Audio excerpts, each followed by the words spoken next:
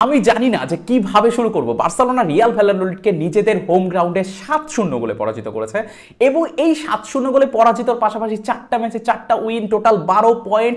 এইটা নিয়েও আসলে বার্সেলোনা ফ্যানরা এক্সাইটেড না। বার্সেলোনা ফ্যানরা এক্সাইটেড হান্সি ফ্লিকের আন্ডারে বার্সেলোনা যে ওয়েতে ফুটবল খেলছে, প্রতিটা ম্যাচেই 45 মিনিট হলেও বার্সেলোনা শো করেছে তাদের একদম ফুল পটেনশিয়ালিটি। সেটা আজকে তারা 90 মিনিটই শো করেছে প্রথম কোনো ম্যাচে, এবং 90 মিনিট অসাধারণ একটা ফুটবল ছিল। একটা সিঙ্গেল সেকেন্ড আপনি বোর্ড ফিল করবেন না এই বার্সেলোনাতে, এইটা আপনাকে গ্যারান্টি দিতে চাই। আর যদি প্লেয়ারদের কথা বলতে চাই তাহলে একটা ইঞ্জিনের কথা বলতে হবে। The engine of this Barcelona team is Raphinha. দৌড়াইতে দৌড়াইতে আপনাকে পাগল করে ফেলবে, তবু সে টায়ার্ড হবে না, একটুকু তার মনে হবে না যে 90 মিনিটে তার এনার্জি সামান্য পরিমাণে কমছে। আজকে সে হ্যাট্রিক করেছে।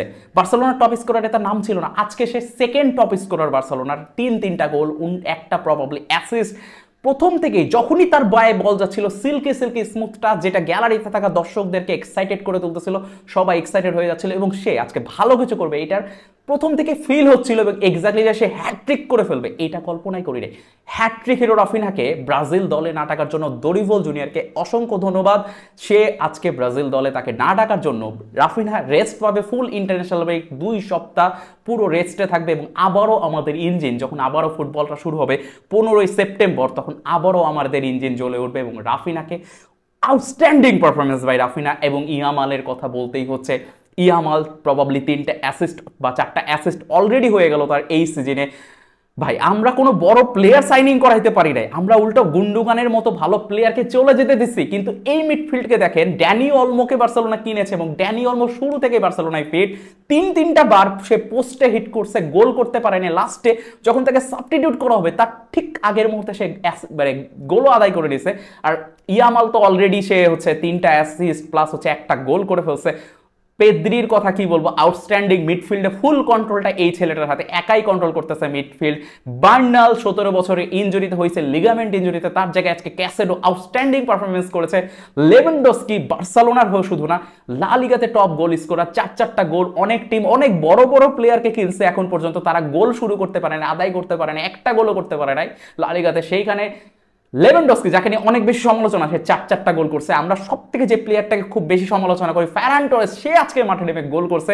হান্সি ফ্লিকের বার্সেলোনা জাস্ট আউটস্ট্যান্ডিং। আমি একটা কথা খুব বলতে চাইছিলাম যে never score first goal against Hansi Flick Barcelona, but আজকে রিয়াল ভ্যালাডোলিড গোলই করতে পারে না। ইভেন গোল করার তো দূরের কথা, তারা ঠিক মতো বার্সেলোনার এগেনস্টে অ্যাটাকই করতে পারে নাই। বার্সেলোনার অ্যাটাক সামলাতে সামলাতেই হিমশিম খেয়ে যাওয়া রিয়াল ভ্যালাডোলিডকে বার্সেলোনা 7-0 গোলে পরাজিত করেছে।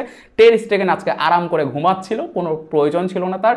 আজকে আমরা আরেকজন ইয়াং স্টারকে অভিষেক হতে দেখলাম, ডোমিঙ্গেজ না কি যেন নাম, ভুলে গেছি আমি। 19 বছর বয়সী লামাসিয়া বার্সেলোনাকে বাঁচাচ্ছে। আমি একটা ভিডিও করছিলাম, আমার ভিডিওটা আমি শেয়ার দেবো না একটু পরে। সেই ভিডিওতে আমি বলছিলাম যে অন্য দল অনেক বড় বড় প্লেয়ারকে সাইনিং করাচ্ছে, তাদের অলরেডি ভালো স্কোয়াড, সেখানে অনেক ভালো ভালো প্লেয়ারকে সাইনিং করাচ্ছে, এবং এইটা নিয়ে বার্সেলোনার প্যানিক করার কিছু নাই। বার্সেলোনার লামাসিয়া আছে, যেই লামাসিয়া একসময় বার্সেলোনাকে কোনো এক গ্যালাকটিকো টিম থেকে বাঁচাইছিল, যেখানে Lionel Messi, Andres Iniesta, Xavi, Busquets, Puyol, Villa, Pedro, oh my god, এরকমই যেন নতুন একটা বার্সেলোনাকে তৈরি করতে যাচ্ছে হান্সি ফ্লিক। 18টা প্লেয়ার অ্যাভেলেবল, তাদেরকে দিয়ে এই ধরনের পারফরমেন্স। জাস্ট ইমাজিন করেন যে ইনজুরিতে থাকা যে 8-9টা প্লেয়ার রয়েছে, তারা বার্সেলোনা আসার পরে কি রকম বার্সেলোনা হতে পারে। হান্সি ফ্লিকের আন্ডারে যদি আপনি গাভিকে তুলে দেন, আপনি যদি ডিয়ংকে তুলে দেন, আপনি যদি আরোহোকে তুলে দেন, এই টিমটা কি হইতে পারে। এই টিমটা নিয়ে অনেক ট্রোল করা হয়েছে, কারণ অনেক দল অনেক বড় বড় প্লেয়ার কিনছে এবং তাদের স্পিড অনেক বেশি, যার জন্য বার্সেলোনা তাদের সামনে দাঁড়াইতে পারবে না, এরকম কথা বলা হচ্ছে।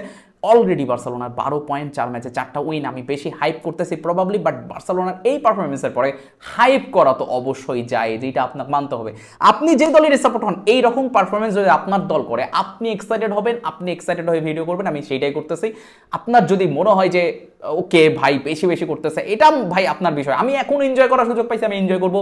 ভবিষ্যতে কি হবে ভবিষ্যতের বিষয়, বাট এই মুহূর্তটা কুলেসদের জন্য জাস্ট একটা আউটস্ট্যান্ডিং একটা মোমেন্ট। 7-0 গোলের বিশাল, শুধু 7-0 গোল না, 3টা বল কিন্তু পোস্টে লাগছে, 3টা বল পোস্টে রাখছে, 10টা গোল হতে পারতো। লা লিগা কতটা টাফ, আপনি এমবাপ্পের পারফরমেন্স দেখেন। লিগ 1-এ সে গোল করে ভাড়াই দিত, 3টা ম্যাচ এখন পর্যন্ত সে গোল করতে পারে না। লিগ 1 থেকে লা লিগা অনেক আপগ্রেড। সেই লা লিগার দলের বিরুদ্ধে রোনালদো নাজারিওর মালিক, সেই দলটা রিয়াল ভ্যালাডোলিড, তার দলের বিরুদ্ধে 7টা গোল এবং 7-0 গোলের জয়।